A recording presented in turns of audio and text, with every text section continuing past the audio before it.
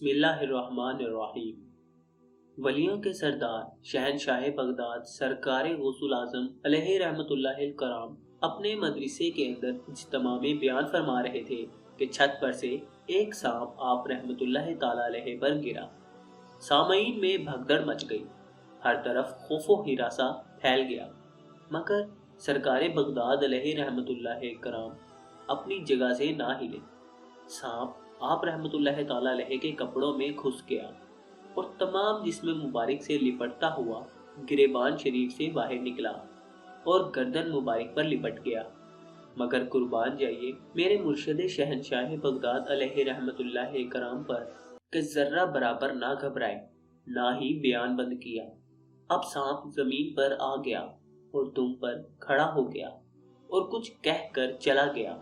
لوگ جمع ہو گئے اور عرض کرنے لگے، حضور، سانپ نے آپ رحمت اللہ تعالی علیہ سے کیا بات کی؟ ارشاد فرمایا، سانپ نے کہا کہ میں نے بہت سارے اولیاء اللہ کو آزمایا ہے، مگر آپ جیسا کسی کو نہیں پایا۔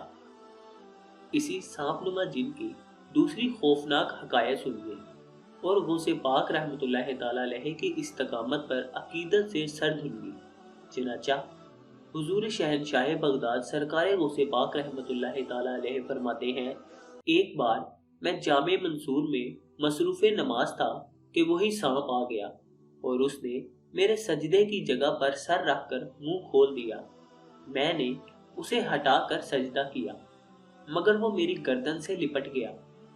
پھر وہ میری ایک آستین میں گھس کر دوسری آستین سے نکلا۔ نماز مکمل کرنے کے بعد جب میں نے سلام پھیرا تو وہ غائب ہو گیا۔